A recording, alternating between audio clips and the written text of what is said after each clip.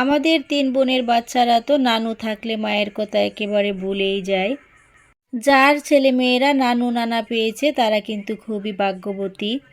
So hello everyone, আসসালামু আলাইকুম। আশা করি সবাই ভালো আছেন। আলহামদুলিল্লাহ আমি অনেক বেশি ভালো আছি।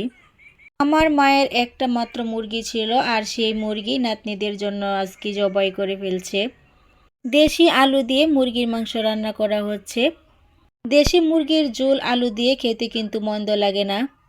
একদিক দিয়ে মুরগির মাংস রান্না হচ্ছে, আর অপর দিক দিয়ে হচ্ছে গরম মশলা ভাজা হচ্ছে। রান্না করতে করতে দেখে গরম মশলার গুঁড়া শেষ হয়ে গেছে। আপা গরম মশলা করার জন্য গ্যাসের চুলায় চলে গেছে। লাকড়ির চুলার মুরগির মাংস এই তো রান্না হয়ে গেছে।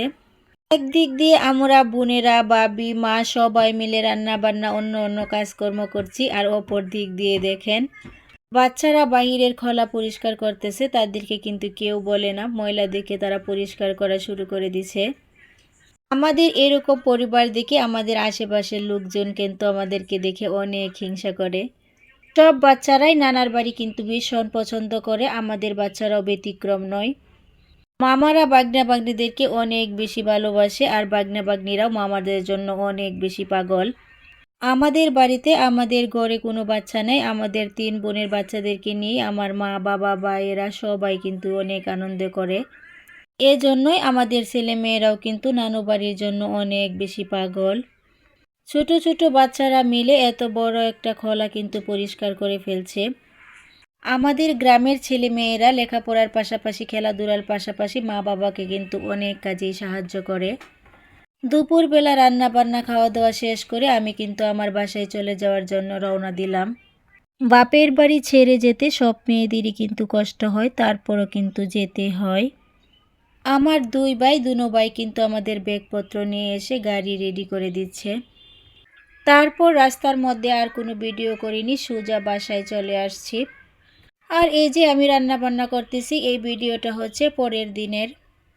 মা বাবা ভাইদের ছেড়ে চলে আসছি, মনটা কিন্তু তেমন বেশি ভালো নেই। কয়েকদিন বাবার বাড়িতে থাকছি, সেজন্যই কিন্তু অনেক খারাপ লাগছে সবার জন্যই। মন খারাপ থাকলে কি হবে, নিজের সংসারে কাজকর্ম তো করতেই হবে।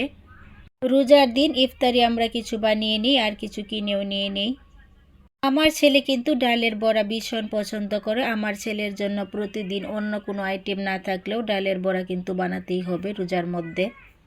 2 মা ছেলে রোজা রাখি, আর দুজনে মিলে কিন্তু ইফতার করি। অল্প কিছু হলেই আমাদের হয়ে যায়। আল্লাহ পাক যেন আমাদের সবাইকে 30টা রোজা করার তৌফিক দান করেন। আমার ছোট ছেলে নানু বাড়ি থেকে চলে আসছে, তারপরে কিন্তু অনেক বেশি কান্নাকাটি করছে। নানু বাড়ি সে আবার চলে যাবে। আমরা যখন ছোট ছিলাম তখন আমরাও নানু বাড়ির জন্য এমন পাগল ছিলাম। সব বাচ্চারাই মনে হয় নানা বাড়ির জন্য এমন পাগল থাকে।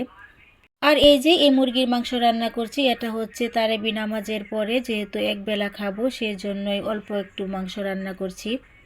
ভাবছি রোজার মধ্যে অল্প অল্প রান্না করব, আর দিনেরটা দিনে খেয়ে নেব গরুর দুধ আর হচ্ছে মুরগির মাংস।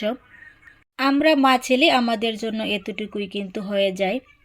ভিডিওটি দেখতে দেখতে ভিডিওর কোনো অংশ যদি আপনাদের কাছে ভালো লেগে থাকে তাহলে প্লিজ একটা লাইক দিতে ভুলবেন না।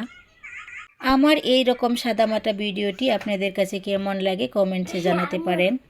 সবাই আমার পরিবারের জন্য দোয়া করবেন। আপনাদের সকলের সুস্বাস্থ্য কামনা করে আমি আজকের মতো বিদায় নিচ্ছি। আসসালামু আলাইকুম ওয়া রাহমাতুল্লাহ।